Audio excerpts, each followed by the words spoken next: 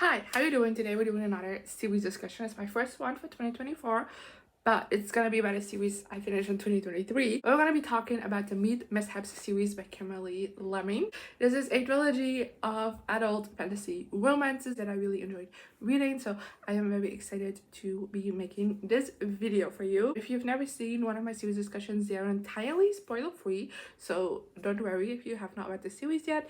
I won't spoil a single word for you. Let's just get into it, starting with the series synopsis.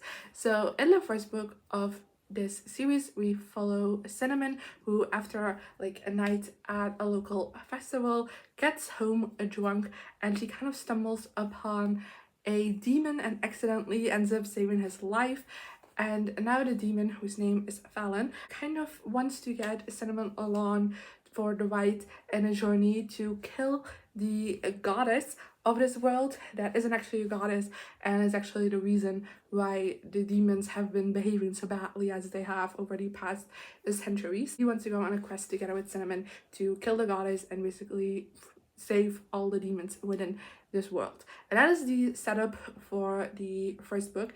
And even though each book follows a different romance within the series, there is kind of an overarching like fantasy plot a little bit. Like the events of book 2 and 3 only kick off because of what happens in the first book, so that's why I'm giving you the synopsis. And yeah, now that you know what this series is about, let me give you a ranking of the 3 books within it based on my opinions.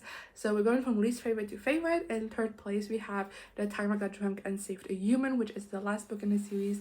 Then on the second place we have The Time I Got Drunk and Saved a Demon, which is book 1. And then at the top of the top is the second book in the series, The Time I Got Drunk and Needed a Love Potion and a Werewolf, which is a mouthful of a title. But yeah, let's get into some individual reviews for this book so you know where they ranked the way that they are. Starting off with the first book, The Time I Got Drunk and Saved a Demon. I give this one 4 out of 5 stars. I really enjoyed it. Like, this is kind of more novella length. It is quite on like the shorter side, but I feel like Kimberly Lemming did a great job like packing a lot, a small page count, and like it was all done really well, didn't feel crammed or like rushed, so I really enjoyed that. I thought it was a really fun read. It was a blast to read and absolutely flew through it. I also really liked romance. I thought it was very cute, very steamy. Like, if you're not into spice, skip the series. Like, there's some spice in it. It's not like smut without plot, but like there's definitely a lot of smut. The only problem I kind of have with romance is that it's very insta love, and it's like a fated mates series kind of. Like, each book kind of has a fated mates couple, so it does kind of kick things into gear very quickly. So if you like aren't a fan of that, don't read these books. But that being said, I'm also not a big fated mates person. I don't really like it, but I do think it was executed really well in these books, and I did definitely end up rooting for our 2 main characters to get together within this book. And like I said, I thought they were really cute together because that's what I look for. I also really loved the cast of characters. Throughout that quest, they kind of accumulate this band of side characters throughout the entire quest. Like, every time they make like a little stop, they accumulate more side characters, and I really thought all of the side characters were really fun, and it created for very fun dynamics within like the group and everything. And it was a joy that was a part of the book. I also thought this book had a really fun storyline. Like, eventually it is about saving the world, so it does seem more like an intense plot, and I don't think it ever shies away from like the high stakes of it all. But like, in the end, like, the whole book kind of feels lighthearted, fun.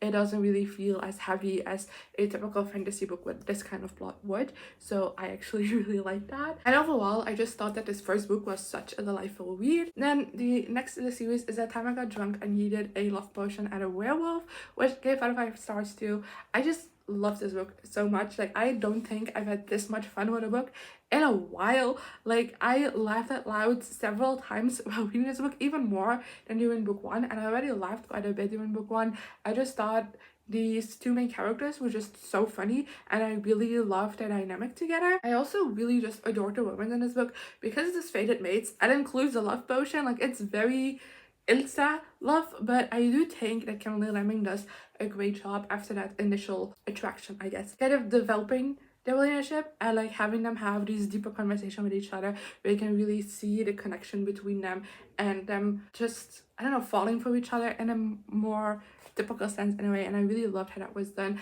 I think Felix is just absolutely adorable. He's the male main character of this book. He is a werewolf, but also quite literally a puppy dog in his human form. Like, he is everything to me and I love him so much. And then our female main character, Brie, I also really enjoy. Like, she is just a really fun character and I really loved her dynamic with Felix. I just had a massive smile on my face the entire book. The plot of this one is a bit more smaller scale, but I do think it was still very engaging, and yeah, just big fan of this book. And then the last book in the series is A Time I Got Drunk and Saved a Human, which I give 2 out of 5 stars to. I'm ashamed of it myself. This is definitely the one with the larger page count. Like, each book kind of increases its page count, so this is the one with the largest page count, but I feel like it does the least with it. And I just ended up being very bored while reading this book. There was barely any plot at all. Like, the plot just kicks in towards like the very end of the book, but for the rest there was just like no overarching plot at all throughout this, which made for like a very disinteresting read, because that's something I personally need as a romance reader. I need a plot besides my romance, because otherwise I just get bored. I do, and I definitely got really bored while reading this book. I also didn't think it was as funny as the first two. There were some fun moments in it and I did laugh a couple of times, but just compared to book 1 and 2, like, this wasn't funny at all. I also just didn't like the romance. I thought it was very poorly developed, especially when it came to a female main character who I'm not gonna name because her characters exist in this kind of a spoiler for the other two books. So yeah, I'm not gonna say anything about that. But when it came to her, I felt like she was very reluctant to like fall in love with our main guy. She just, the only kind of sense that she was somewhat interested in our guy was the sexual attraction throughout most of the book, and then they have sex and immediately afterwards she's just like in love with him, like giving big love declarations. And I'm like, where did all of this come from? Just because you banged 1 time, all of a sudden he's the love of your life, despite you hating him before that? No, I don't buy it. Even if they were getting on a bit more friendlier terms before that, I really didn't buy it. And I feel like this is the worst like relationship development that we got from the series, and I was so disappointed by this book. So let's wrap all that up in some overall thoughts. So yeah, as you can probably tell, I thought this was a really fun series. I generally had a fun time reading each and every book, even the last one. Despite being a bit bored by it, I did have a fun time overall with this entire series. I think Kimberly Lemming does a great job packing so much in so little pages, and I feel like she does a better job at it than a lot of fantasy romance authors do in like 700-page book. Like, she manages to do the exact same thing in 700 and 300 pages, and she does it so much better. So there's that. Like, as mentioned before, these books are so incredibly funny. Like, I genuinely was laughing out loud to these books so many times, and I don't do that often. I might do like a little kniffle, but I never do like a full-on laugh at a book, and this definitely made me do that several times. It just was so funny, and a lot of that came from our characters and the dynamics together, and just also sometimes when they're in a monologue, they just were really funny people. I also just really love the fantasy world and storyline. Like, it isn't our most in-depth fantasy creation you could come up with, but I feel like these books kind of go more for like a cozy fantasy vibe rather than like a fantasy vibe.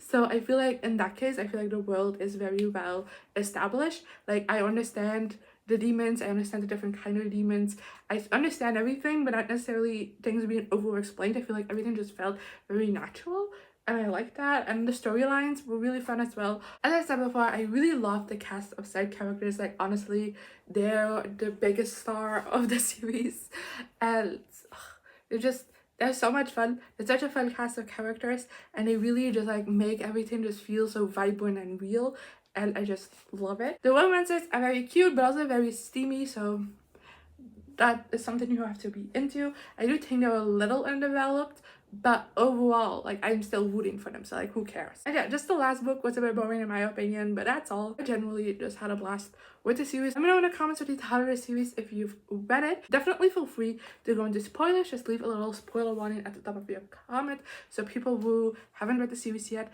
and are watching this video know not to read your comment. That disclaimer always trips me up despite having done it in every single one of these videos. And yeah, hopefully I'll see you next time. Bye! Here I am again, the same old situation. Why does the God thing have to be so complicated?